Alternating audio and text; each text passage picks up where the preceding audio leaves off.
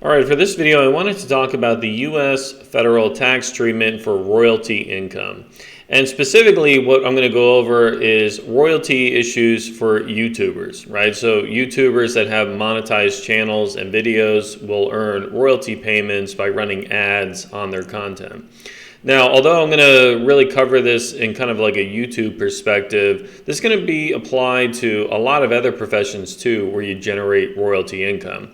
So if you're an author and you write books and you earn royalties, or if you're an artist and you sell your art and you earn royalties, a lot of these similar issues are going to apply to you. So the reason why I wanted to cover this for the YouTube perspective is because YouTube changed recently their characterization of the AdSense payments. So in 2021, halfway through the year, what YouTube started doing was they said, okay, now the AdSense payments going out, we're not going to characterize them as compensation for services, so non-employee comp that's reported on 1099 miscellaneous or NEC. We're going to now characterize it as royalties, and that's going to be reported on line or box 2 rather in form 1099 miscellaneous. So why does that matter, and what's the relevance there? Well, firstly, the change in characterization was expected, right? So when you think about royalties, royalty is compensation for use of property, right? So if you create something that's intellectual property and you continue to generate income off of it, that's generally a royalty. And that's exactly what the monetized content looks like, right? I make a video one time, I upload it, and then from then on forward, so long as the video is monetized, every time enough people watch that, I get paid income, right, from the ads. Okay, so the change was expected. I wasn't surprised by that.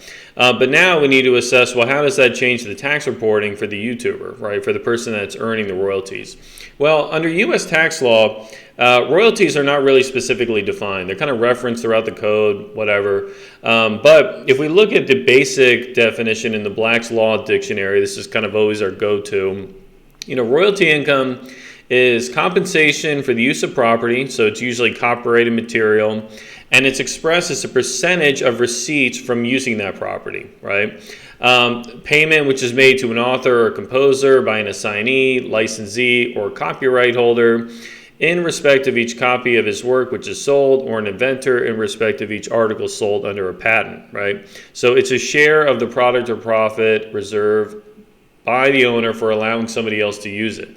So it's a mouthful of words, but think about it, right? This makes sense in the YouTube video monetized content space. Again, I make a video once, I put it up on YouTube's platform. YouTube has agreements with businesses to run ads on your content. YouTube gets paid, and then you get a percentage of whatever that ad revenue is, right? So it certainly looks like it is a royalty. Now, once we get into this royalty space, how does that change the reporting from a U.S. tax perspective? Well, royalties under the U.S. tax code are investment income, right? So investment income, when we think of that, we think of dividends, interest, premium payments, annuities, capital gains. The reason why investment income is such a unique bucket is because not only is it reported differently for tax purposes, but the type of expenses that we can take against the income are also limited. So royalty reporting from a U.S. tax perspective, we're either reporting this from an individual perspective on Schedule E or Schedule C. So what's the difference? Why does it matter? Well, the first option is royalty income is just reported on Schedule E because it's investment income, it's investment royalties, and then that's included with your Form 1040 tax return. Now, the Schedule E, for those of you familiar, that's also where we report rental income and expenses, and it is also used to report royalty income. Now, what's unique about royalties in this context is the royalty income is subject to ordinary income tax. It's not subject to self-employment tax because it's just investment income, but you're also limited in what kind of expenses you can deduct. Generally, you cannot deduct investment expenses in connection with investment income unless there's a very unique carve-out. One such carve-out is investment interest. So in 2017, the Trump administration passed tax reform, which basically eliminated your ability to deduct investment expenses. So now the only thing you can deduct is interest expense in connection with those royalties. Not a lot of help, okay? So what's the second option here? The second option is, even if you're earning royalties and that's how the payor is treating them, so if that's how YouTube is treating the income coming down to you, if you are actively engaged in the trader business of creating this intellectual property, then you can recharacterize the royalties as royalty income to ordinary income, right?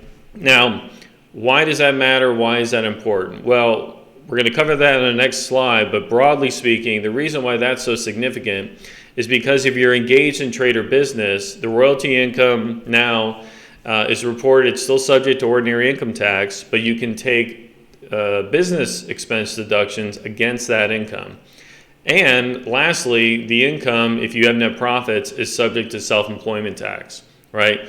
Versus before, your royalty income might be subject to ordinary income tax, but it's not subject to self-employment taxes like you would have other ordinary trader business income. Okay, so let's look at the next slide here. Cover these in a little more detail. All right. So again, just to recap, 3 tax treatments, right? If you're receiving amounts, if you're an individual and you receive amounts for the use of that intellectual property, it's characterized as either royalties, it's characterized as either compensation for performing services, or it could be capital gain or loss, right? If you're selling the intellectual property. Now again, YouTube was traditionally always treating this as compensation, but now they have shifted to where it's being treated as royalty income. Now, okay, so back to the trader business issue. If an individual is actively engaged in the business of writing, performing, creating types of intellectual property, these types of intangible assets, the individuals can treat that royalty income as trader business income, right? And so the question now is always, well, okay, what is trader business? How do I know when I make that leap from just creating intellectual property that generates royalties to creating intellectual property as part of a trader business? And now it's no longer royalty income, it's just ordinary income. So like a lot of things in U.S. tax law, there's not a lot of precise definitions here. So it's always a facts and circumstances test, right? So not a lot of guidance, no bright line rules, but what we do have is the Treasury regs, we have court cases, we have IRS revenue rulings and tax memorandums that we can kind of reference. So when we think about a trader business, we're looking to the couple of words here, right? Continuity, constant repetition, and regularity of activities. Right, so trader business includes any activity carried on for the production of income. It has to be with a for-profit motive. Okay, now I think the big factor here is always the level of effort. If you are a YouTuber and you make 1 or 2 videos a year, probably going to be tough to argue that that your level of involvement has given rise to a trader business, right? Because there's not a lot of active conduct here. You're just creating 1 piece of content, 2 pieces of content, and maybe earning some royalty income from that. If you're doing a substantial amount of activity, okay, now we could talk about maybe going down this trader business route. And that's where the IRS there's not a lot of public case law or relevant issues with YouTubers, but this has been litigated before with authors and book royalties. So the IRS has ruled that if an individual wrote 1 book and then earned royalties off that book, but they never wrote any other books, they never modified that book to create new editions, that level of activity, even though it might have taken them a lot of time to create that 1 book, that's not enough to give rise to an active trader business because it's just 1 project. It's a one-off project and then you're done. However, if that same person was writing multiple books, so they're a well-published author, they're churning out a book every year, let's say, if they're making adjustments, if they're making new additions to the book, and then also look at what their other activities are. If they're not really doing any other job other than just simply being an author, then okay, now it looks like you are actively engaged in the trader business of creating intellectual property that is books, right? So the same thing for the YouTubers, right? You got to really focus in on How big is your channel? How much effort are you putting into it? How many videos you're posting? Do you have staff? Do you have to pay for video editors? Do you pay for somebody to update your thumbnails? All of these facts and circumstances have to be weighed to determine whether or not you have an active trader business, okay? Now, let's say that we've done an analysis and you have an active trader business in this YouTube space. Okay, how does this change your tax reporting? Well, the first one, the big one is, where do you report this on your tax return? So again, if it's just royalties, that's investment income, that's on Schedule E. If you have an active trader business, now everything shifts to Schedule C. So we look at Schedule C, your gross revenue is where you report the royalty income. Okay, so this is your Google AdSense payments. Then on Schedule C, because you have an active trader business, you can deduct under Section 162 all expenses in connection with that active trader business, right? So if they're ordinary trader business expenses, you can deduct them. And then at the bottom of the schedule, when we come up with your net profit or loss, your net profit from running this trader business that's a YouTube channel is going to be subject to ordinary income tax, just like the royalties. But the difference here is that if you have profits, not only are you paying ordinary income tax, you're going to pay self-employment taxes as well. All right. And then if you're running at a loss for whatever reason, then the losses are ordinary losses that are deductible on page 1 of your Form 1040. They can offset other income. All right. Now, things to keep in mind with this are, how have you structured your channel as far as who owns the intellectual property, and how is the AdSense account set up, right? So the different tax treatments here, this second bullet point I have down here, different tax treatments apply if you're conducting your business through a separate legal entity, right? So is your channel set up with the intent that the IP is being owned by a separate LLC? Is it owned by a partnership, a corporation, an S Corp, rather than you as an individual? And then next, how have you set up the AdSense account? So the Google AdSense account, is it set up in your name individually? So your name, your address, your social security number is down there? Or have you set up a separate legal entity where you have the AdSense account linked to that entity? So that entity name, that entity address, that entity tax ID number. All of these things are going to drive how this is treated for tax purposes and how it's reported, right? If you have an AdSense account set up under an S corporation, well, now the 1099 is going to be issued to an S corp.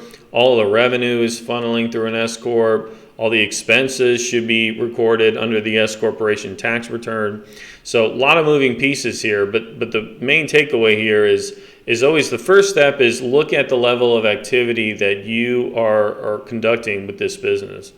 Is it sufficient to give rise to an active trader business, or is it merely just a one-off project? Is it just a hobby? That's the first test. If you can get to this active trader business level, then now it's a matter of, okay, what entity am I conducting this active trader business through? Where do I report the income? How do I report my expenses? And then ultimately, what is the tax I'm going to owe on these net earnings?